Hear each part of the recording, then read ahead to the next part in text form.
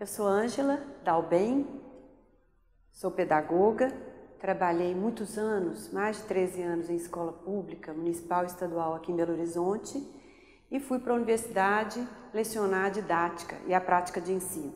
Nesse meu percurso como professora na universidade, eu fui diretora da Faculdade de Educação da UFMG, fui também pró-reitora de extensão dessa instituição, da UFMG, e nos últimos 4 anos eu ocupei um cargo importante no Estado com a criação da Magistra Escola de Formação Continuada dos Professores da Rede Estadual de Minas Gerais, que ocupei esse cargo até o ano passado, mas tive a oportunidade de conviver com 180 mil professores da rede.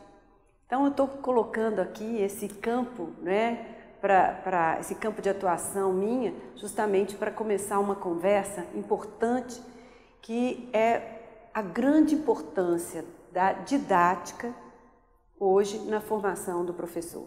Eu não estou simplesmente querendo dar ênfase a uma área que eu sou professora, mas vejam bem, hoje nós vivemos um momento em que as questões relacionadas à diversidade, a diferença entre as pessoas, as diferentes culturas, a oportunidade de você estar conhecendo pessoas diferentes e tendo pessoas diferentes na sala de aula, as escolas tendo que conviver com políticas diversas, os professores convivendo com salas de aula em que os estudantes vêm de famílias muito diferentes, com hábitos muito diferentes, tem exigido do professor uma formação específica nesse processo de ensino que é o seu objeto de trabalho.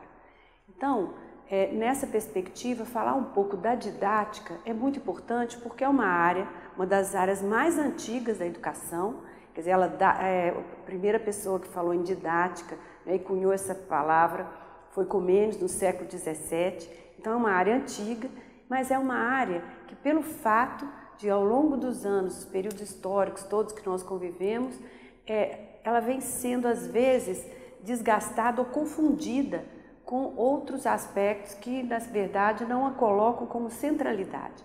Então, quando nós estamos diante desses desafios do como ensinar, como realmente procurar fazer com que o nosso aluno aprenda, como desenvolver uma boa metodologia de trabalho em sala de aula para que os nossos alunos tenham sucesso, nós estamos nos referindo a essa área. Voltando em Comênios, lá no século XVII, é importante perceber o seguinte, como é que ele definia a didática? A didática é a arte de ensinar tudo a todos. Vejam bem, ele coloca a ideia de arte e coloca o ensinar tudo a todos. Quando nós procuramos etimologicamente a palavra arte, nós percebemos que a arte envolve técnica, envolve um processo comunicacional, envolve também uma dimensão estética. Ora, a dimensão estética envolve a afetividade, a emoção, o desejo.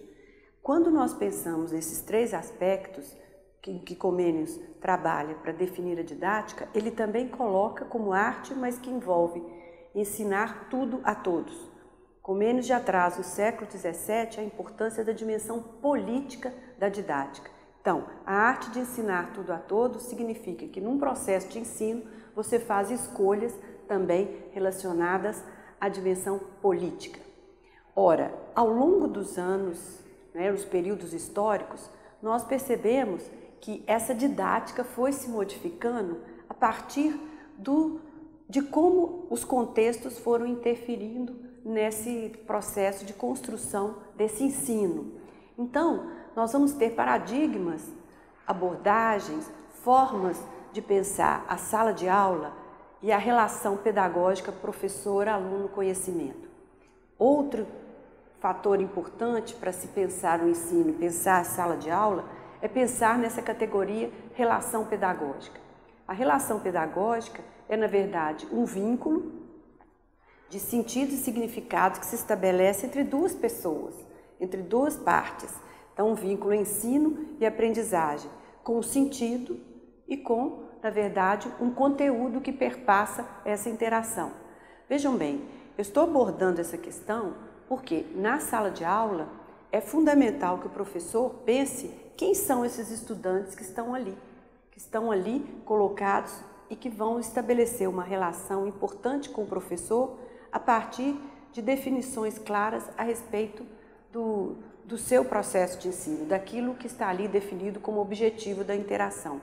Vejam bem, esse professor e esse aluno, eles nesse processo de interação, existem uma série de conteúdos e uma série de conhecimentos que são interceptados, sejam eles conteúdos relacionados a ideias, atitudes, a valores, a formas de ser, a formas de se comportar, e o professor, como aquele que organiza a sala de aula, ele tem que ter muita clareza em relação aos seus objetivos e tem que conseguir, como dizia Comênio na sua arte de ensinar, desenvolver um processo comunicacional, estético, afetivo, em que técnicas, habilidades, tudo aquilo que seja possível como estratégias de convencer o estudante a entrar naquele conhecimento, torna-se fundamental nessa interação.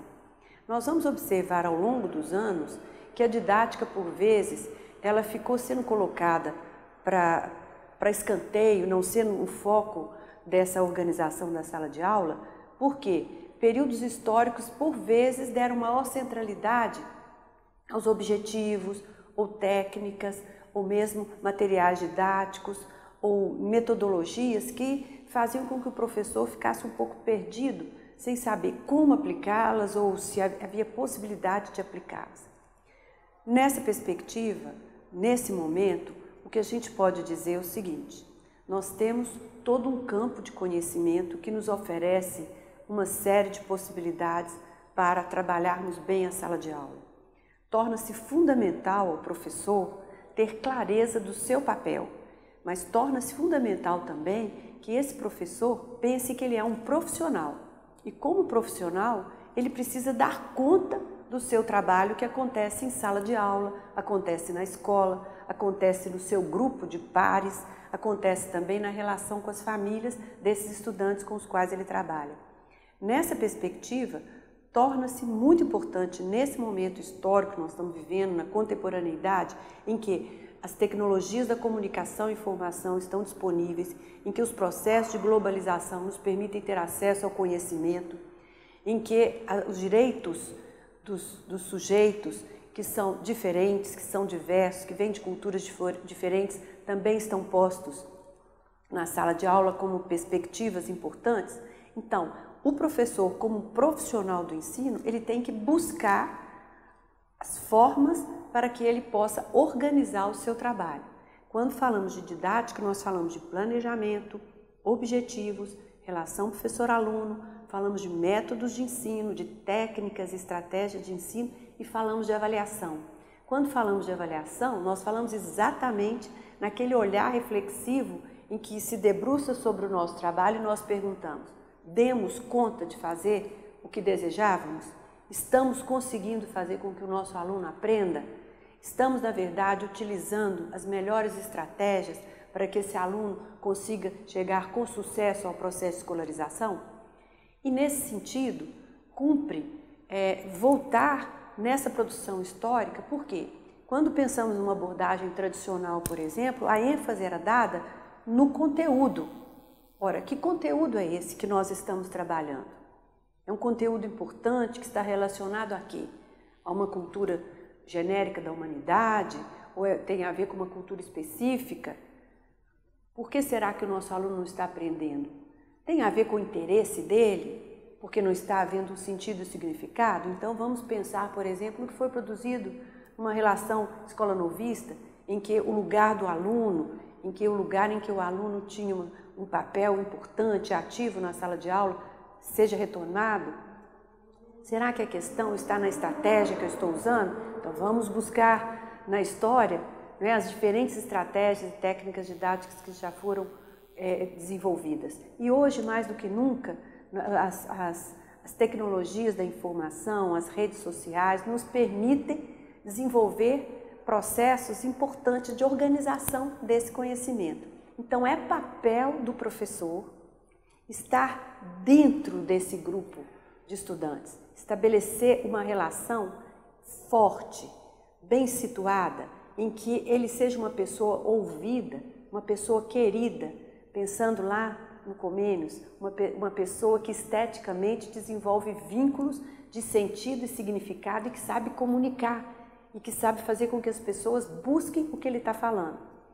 Então, o meu recado aqui é o seguinte: nós, professores, não podemos esquecer que a nossa profissionalidade, isto é, o nosso ser cada vez mais professores e sermos profissionais cada vez melhores, envolve retornarmos àquele campo de conhecimento que diz respeito à nossa profissão, que é a didática, que é a pedagogia, que são as ciências da educação.